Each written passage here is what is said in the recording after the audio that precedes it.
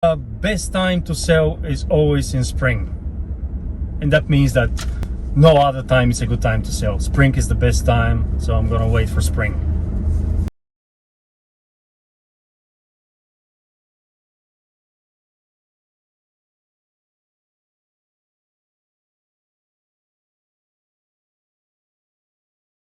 Hi everyone, Hey everybody. this is episode 18 of Property Jabs with Vess and Wayne. I think it's 18, hopefully it's 18. Just You keep saying it's 18. Like you said we went on episode 18. because I've done one in I don't between. know how many times. Well, I've done one in between with our mortgage broker. With, Oh yes, you did with Tenzin. Yeah, with I saw Tenzin that. Market. Yeah. So that's why I'm a little bit. I thought you were going to do the karaoke in the car sort of thing. Is that guy a British guy? Yes, He does it. You could have done yes. that with Tenzin. She my. could sing. Some Tibetan songs, Yes, special. exactly. Yeah, exactly. Okay, so today we're gonna continue our exploration of real estate misconceptions and myths. Okay. Yeah. Which for me is as interesting as somebody watching, because I have no idea what's about to happen, do I? So Yeah. fire away. I'll try and drive Yes. at less than 30 kilometers an hour because I'm in Auckland, and take your questions. Taking shots. Even the bus has caught up to me. That's how bad it is. There is a bus now. I'm slowing down because I'm going the speed limit. Oh, Behind the. behind. Nobody can see what's in front of us. It's good. So we're sandwiched between what's in front of us and the bus. Okay, and it's interesting also for me because to do a little bit of research. What are the common misconceptions? Because I know a few, but not many. Interesting to see what people think. Actually, this was picked up from the internet, right? It's misconceptions. Yeah.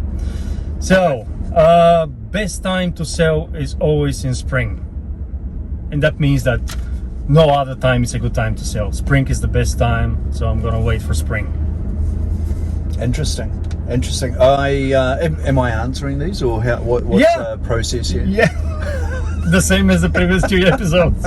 Yeah, we only done it 18 times. I'm still trying to get the format right. Okay. I guess it can be, but then sometimes it isn't.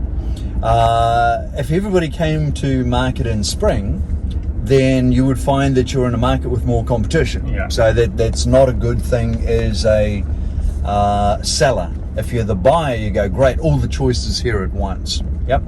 Equally, if you're a buyer and you're looking for something specific, when it comes up is when you would have to do something and buy it, which is when we see people make offers on a property and then subject to them selling their house, they go, I want to secure that one. Yeah.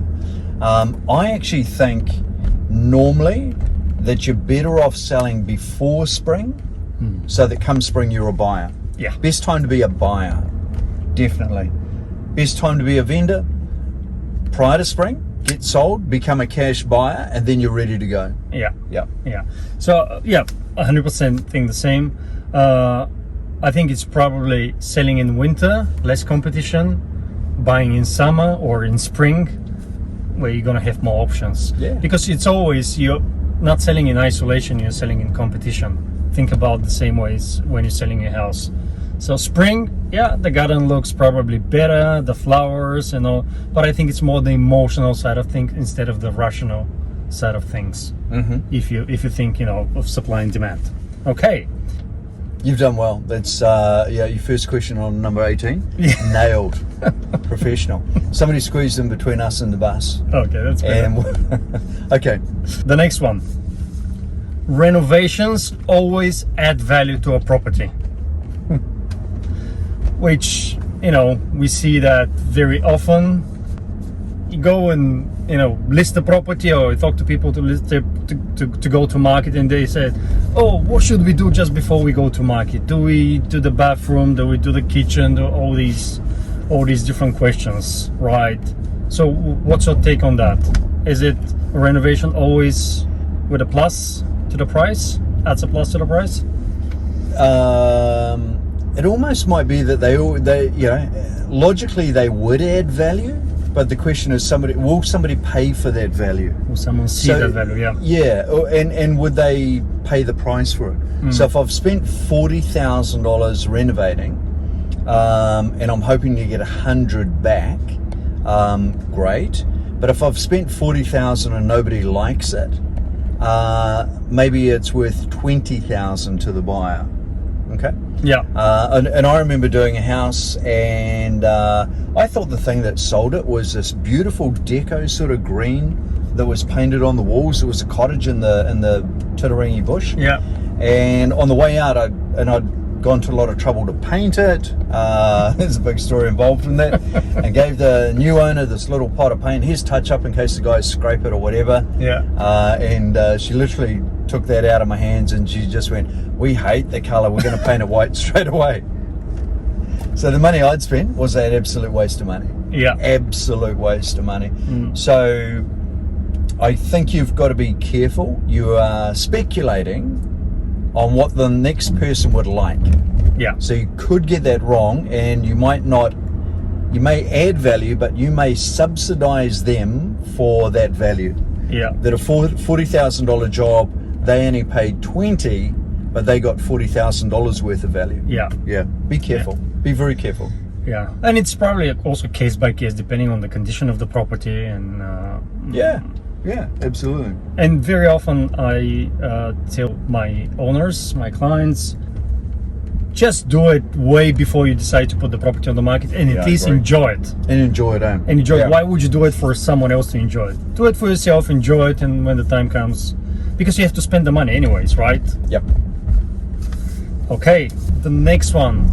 Cash is always king, which means a cash offer is better than any other offer. I'd agree. I'd agree 100%. Yes. We don't have to disagree with all of them, right? Oh, I thought we had to disagree with these things. I thought I was in trouble on that one. Okay. Oh, auctioneer saying no to a cash offer is just like, oh. Exactly. Beauty of cash is it's a done deal. There's no second bite of the cherry. Yeah. Literally anything. Can you vet this so that the IRD don't listen? Okay, we'll just get them so they can't listen. Yeah. Any subby in New Zealand's going to do the cash price is better than the on the books price, isn't it? So there's literally, we know, even the kids know that there's a cash price is better. Yep. So there's a discount for cash. Yeah. Everybody accepts it. So even as an owner, I go, if it's clean and it's cash, I'll do it. Yep. And it's quicker. So yes, cash. I think cash is king. And I'll just add to that, we're in an interesting market in 2023 in that, and we've been in this market for quite a while now, in that if somebody buys your house subject to them selling, then whatever pain you went through negotiating it to get a contract together, I reckon you've got another bit of pain coming when the buyer finds their house is not worth what they thought. Yeah. And they either cancel it without even talking to you, or they come back to you and say, we didn't get what we thought. You need to come down by some more. So I reckon you got two negotiations sitting in there. So yeah, I like cash, but I like to pay my tax, and I like to do everything above board. Just in case the IRD did listen. Yeah, they always listen, of course. Yeah, they need money. They need money. They're struggling with inflation and everything else right now, right? They need more cones for the streets. Yes, exactly. Yeah, you see, it's no cone here. We'll get down here. There's see, right on cue, mate. Yeah. Cones. Yeah. I love it. Okay. The appraised value of the property is the same as the market value of the property. Oh, now you got me in trouble. No, I think I refuse to answer. What are they? What do they do in the States when the guy sitting on the stand doesn't want to answer? Plead the fifth. The Fifth Amendment. I don't yes. want to incriminate myself. So, okay. So the question is: the appraised price is always the same as the market price? Yes. Yeah. Nah, Are they equal? Nah. No way in the world. The appraised price is using old data, and the buyer's using forward data. So the appraised price can only use it'll use some comparables to what's on the market now and a bit of knowledge about current market, but it will use sold properties which are dated, and then by the time you get into the market, you will have buyers using what they think the forward price is on the property. Nobody goes, I'm happy to pay $1 million today if I reckon in a couple of months' time this is worth 900. They go, why would I pay $1 million? I'll pay 9. Yep. So I think you've got that challenge of the tension of the market goes in the opposite direction of where the vendor's head goes. Vendor also goes, I saw all of these. Agent goes, I saw all of these sell. Yeah. Buyer goes, no, I think the market's heading in this direction. Yeah. Big difference there, in my opinion. Agree 100% with that. Did I get that one right? He got that one right. to cover for the previous one. The cash question. Cash is king. Nah. Just take the conditional. Take the IOU. Yeah. That's what it is, eh? What's an IOU? IOU. I owe you this. So, yeah. Next one. Open homes are only for tire kickers. So the presumption is no one else comes to the open homes, only just tire kickers, people that have nothing better to do. And you don't do open homes because you don't need all these people through your property. This is from the vendor's perspective, right? Yeah. I'm really interested because there's people out there who have thrown that up as a question. Yeah. Wow. Yeah. Unbelievable. That just like we can see the difference on a house that's got no opens. It kills it. Yeah. Like that thing is dead in the water. It's just such a no-no. Yeah. I think it's the same as a car yard. So if I'm trying to buy a car, and now today I know they're all fenced and they've got security around them, or I'm not standing on car yards. But when I wanted to buy a car, I would go to the car yard after hours because the salesperson couldn't latch on to me, and I could look at the cars. Yeah. And I've always felt that open homes are like that. A private viewing with a real estate agent, and go, oh, how painful will this be? How will I get away? Yeah. Yet if it's an open home, I can go through, make my decision, have a look around, gain the information on the property, and then if I like it, engage with the salesperson. Yeah. So it is very encouraging to the buyer to come and have a look. Yep. As opposed to putting up a barrier. Trying to sell your house and you put up barriers? Maybe put cones out the front. Not only no open homes, but I'll put orange cones out front of the house so you can't go past it. So would you go to a busy restaurant, or you will go to a restaurant that it's empty? What sort of food? Middle Eastern something. Lebanese, I've heard it's a good one. Both. Any Lebanese, empty, busy, doesn't matter. Service will always be the same, slow. Yes. But the food will always be the same, great. But it's the same thing for people coming to open homes, right? If there is no one and you're the only one, right? So a bit of social proof in there. People see activity around the property. Yeah. And definitely, if the person has interest, they can come to the open homes and through private viewings, and they can touch and feel and smell everything. But before that, and I think there was this. What do they smell? No, the thing that is driving before us. This will be gone. Like the roses in spring. Do the private viewing as the repeat viewing after they've been through the open. Yes. Yeah, 100%. And spend more time with them. But before that, definitely open homes. And I think there was a statistic, I'm not sure that it's up to date, that 80% of people buying properties are coming through open homes. I think it would be higher. You think it's more? Oh, without a doubt. Yeah, without a doubt. Yeah, without a doubt. And again, just on that basis, like if I say when we benchmark every single listing in the company every week, we benchmark, as you know, we all sit there. And if I see something that's dead in the water, it's one of three things. There's not enough marketing on the property. or it's got a street side challenge. Yeah. Yeah, it's ugly. The area's ugly, etc., etc. Yep. Or there's no opens on it.